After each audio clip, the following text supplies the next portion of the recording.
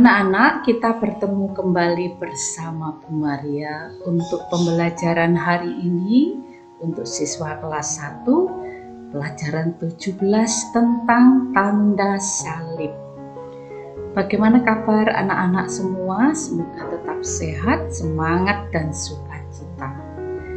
Anak-anak, tujuan pembelajaran hari ini yang pertama, semoga kalian memahami arti membuat tanda salib.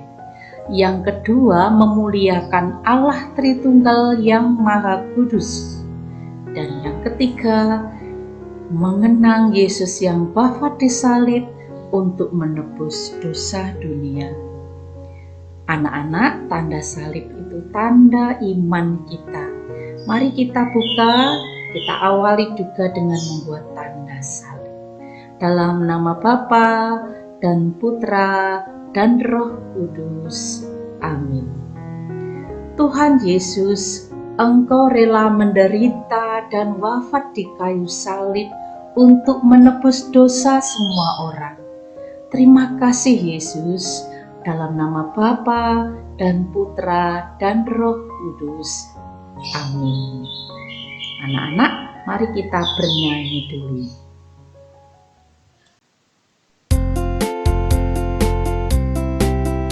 Dalam nama Bapa dan Putra dan Roh Kudus, itulah penanda iman kita. Sebelum berdoa dan sesudah berdoa, ku buat tanda salib selalu.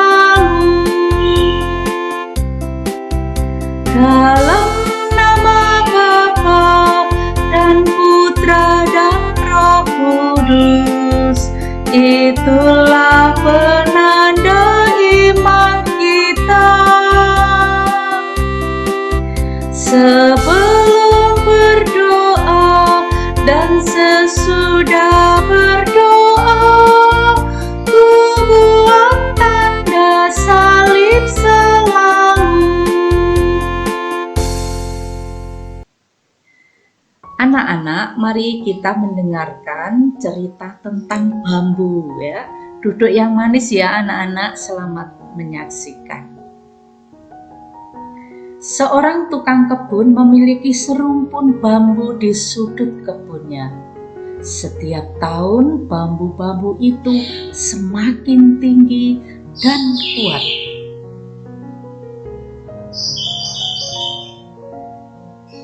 Kemudian ia berkata kepada bambu itu, "Sobat, saya membutuhkan engkau."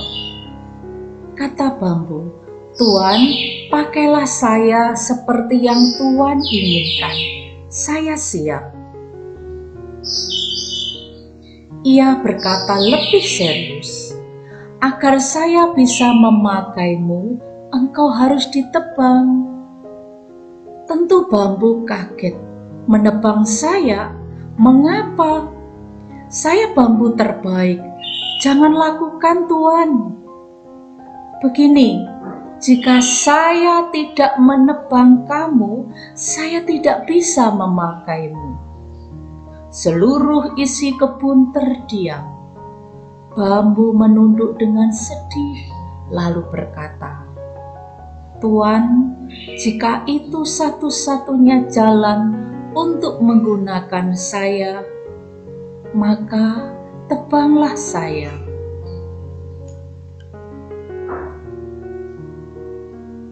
Anak-anak, bambu sangat sedih. Dia lunglai, dia putus asa, tidak berdaya. "Tuan, pangkaslah semua cabang dan daun-daunku." Tukang kebun berkata, "Bambu tersayang, saya masih harus lebih menyakitimu lagi. Saya harus membelah dan mengambil hati bagian dalammu. Jika tidak, maka saya tidak bisa memakaimu." Bambu itu menunduk dengan sedih dan pasrah kepada Tuan pemilik kebun bambu itu. Lalu ia dan teman-temannya membawa bambu itu melalui sebidang tanah kering menuju sumber air. Dia menghubungkan bambu-bambu itu dengan sumber air agar air dapat mengalir ke tanah yang kering dan tandus, sehingga tanah menjadi subur.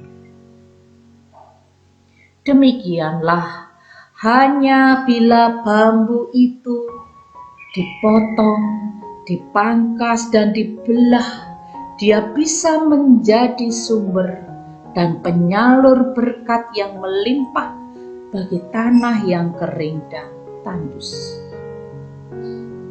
Sawah yang subur, panen yang melimpah, menambah kesejahteraan hidup manusia.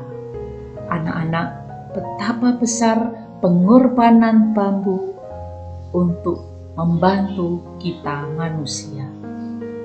Anak-anak, bambu rela mati mengorbankan batangnya demi menjadi saluran air, saluran berkat bagi hidup manusia. Pengorbanan bambu ini mengingatkan kita pada pengorbanan siapa, anak-anak? Siapa yang tahu? Iya, betul. Pengorbanan bambu mengingatkan kita pada pengorbanan Tuhan Yesus. Mari anak-anak, kita ikuti kisah Yesus disalibkan ya, duduk yang manis. Kita ikuti dengan sepenuh hati kita.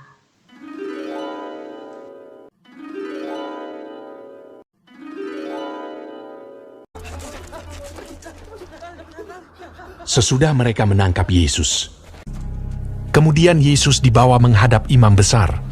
Lalu semua imam kepala, tua-tua dan ahli Taurat berkumpul di situ. Imam-imam kepala, malah seluruh mahkamah agama mencari kesaksian terhadap Yesus supaya ia dapat dihukum mati. Tetapi mereka tidak memperolehnya. Banyak juga orang yang mengucapkan kesaksian palsu terhadap dia, tetapi kesaksian-kesaksian itu tidak sesuai yang satu dengan yang lain. Maka imam besar bangkit berdiri di tengah-tengah sidang dan bertanya kepada Yesus, katanya, "Tidakkah engkau memberi jawab atas tuduhan-tuduhan saksi-saksi ini terhadap engkau? Apakah engkau Mesias, anak dari yang terpuji?" Jawab Yesus, "Akulah dia, dan kamu akan melihat Anak Manusia duduk di sebelah kanan yang Maha Kuasa, dan datang di tengah-tengah awan-awan di langit." Maka imam besar itu mengoyakkan pakaiannya dan berkata, "Untuk apa kita perlu saksi lagi? Kamu sudah mendengar hujatnya terhadap Allah. Bagaimana pendapat kamu?" Lalu dengan suara bulat mereka memutuskan bahwa dia harus dihukum mati. Pagi-pagi benar, mereka membelenggu Yesus, lalu membawanya dan menyerahkannya kepada Pilatus. Pilatus bertanya kepadanya, "Engkaukah Raja orang Yahudi?" Jawab Yesus, "Engkau sendiri mengatakannya." "Lihatlah betapa banyaknya tuduhan mereka terhadap engkau." Tetapi Yesus sama sekali tidak menjawab lagi, sehingga Pilatus merasa heran. Pilatus menjawab mereka dan bertanya, "Apakah kamu menghendaki supaya ku bebaskan Raja orang Yahudi ini?" Maka mereka berteriak lagi, katanya, "Salibkanlah dia!"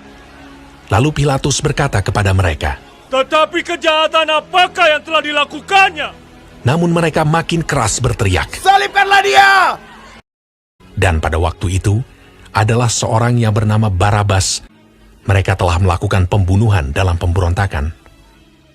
Dan oleh karena Pilatus ingin memuaskan hati orang banyak itu, ia membebaskan Barabas bagi mereka.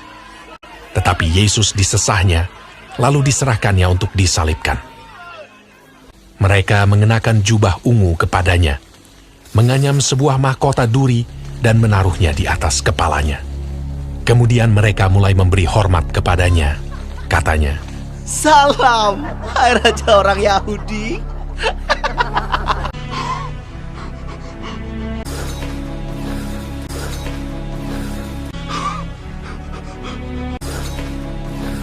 Pada waktu itu, lewat seorang yang bernama Simon orang Kirene yang baru datang dari luar kota. Dan orang itu mereka paksa untuk memikul salib Yesus.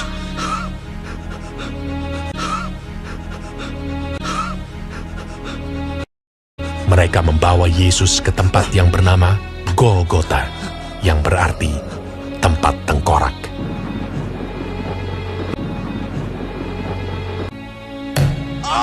Kemudian mereka menyalibkan dia.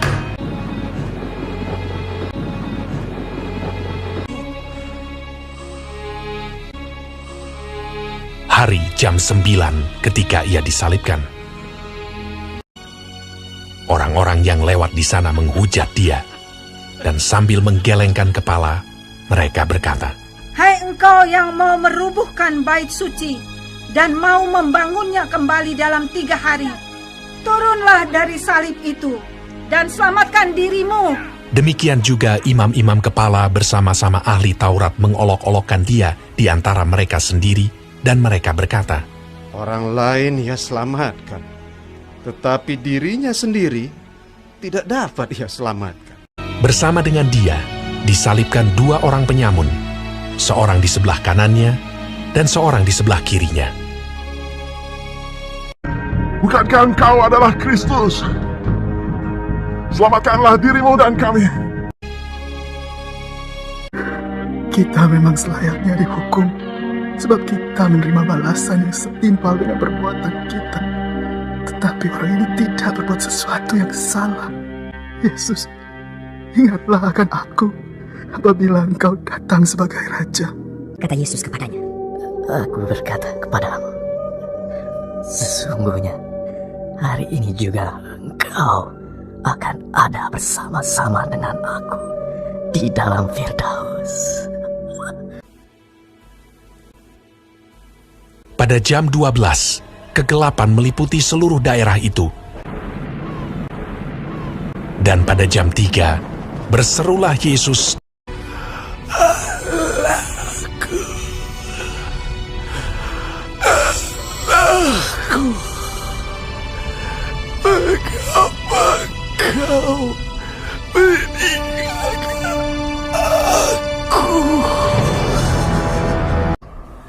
Lalu berserulah Yesus dengan suara nyaring dan menyerahkan nyawanya.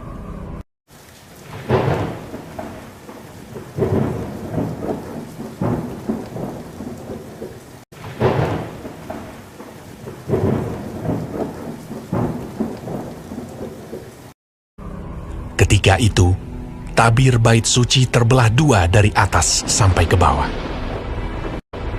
Waktu kepala pasukan yang berdiri berhadapan dengan dia melihat matinya demikian, berkatalah ia, "Sungguh, orang ini adalah anak Allah." Yusuf, orang Arimatea, seorang anggota majelis besar yang terkemuka, memberanikan diri menghadap Pilatus dan meminta mayat Yesus. Lalu ia membaringkan dia di dalam kubur yang digali di dalam bukit batu. Kemudian digulingkannya sebuah batu ke pintu kubur itu.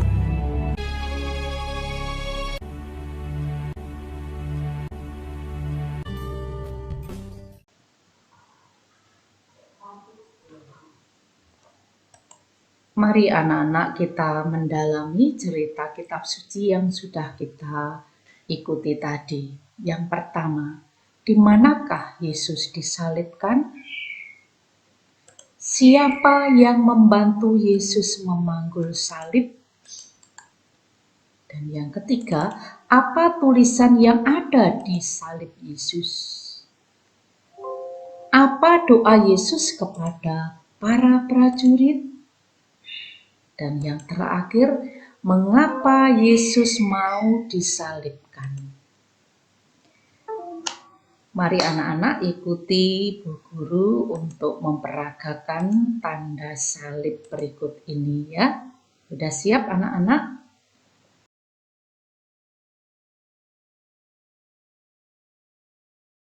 Halo anak-anak, Ibu akan mengajak kalian memperagakan cara membuat tanda salib yang benar. Untuk membuat tanda salib, lakukanlah dengan hormat, dengan sepenuh hati, dengan memakai 5 jari disatukan, ya, diletakkan di dahi, kemudian di perut, ya, yang panjang, ya, kemudian di dekat pundak kiri dan kanan. Oke, kita ulangi ya. Mari kita berdoa. Dalam nama Bapa dan Putra dan Roh Kudus. Amin. Atau juga kalian bisa membuat tanda salib dengan menyebutkan dalam nama Bapa dan Putra dan Roh Kudus. Amin. Silakan kalian pilih mana yang lebih cocok, lebih sesuai dengan apa yang ingin kalian lakukan. Yang terpenting kita lakukan dengan sepenuh hati untuk menghormati Allah Bapa dan Putra dan Roh Kudus. Oke?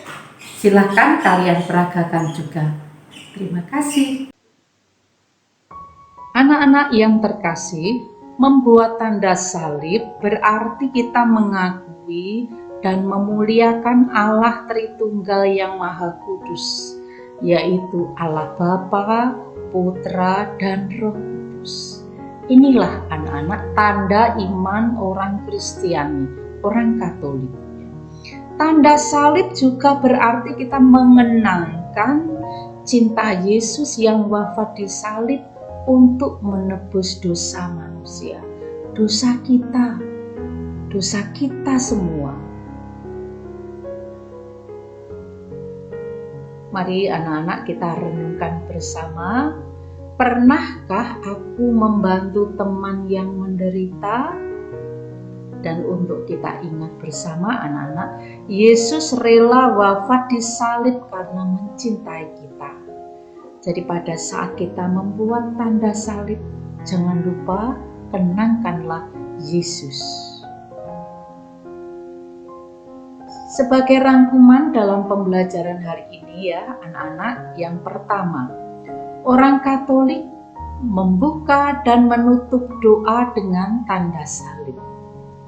Dan yang kedua, membuat tanda salib berarti memuliakan Allah Tritunggal yang Maha Kudus, yaitu Allah Bapa, Putra, dan Roh Kudus. Yang ketiga, membuat tanda salib berarti mengenang Yesus yang wafat di salib. Membuat tanda salib harus dengan hormat dan sopan. Hormat pada cinta dan pengorbanan Yesus bagi kita.